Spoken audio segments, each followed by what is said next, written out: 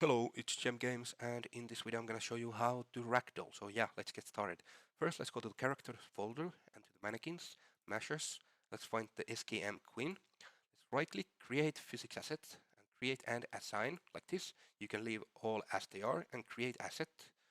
Save and close. Now let's close this folder and let's go to third person and blueprints folder. Let's open the PP third person character like this. Now we have to go to the mesh.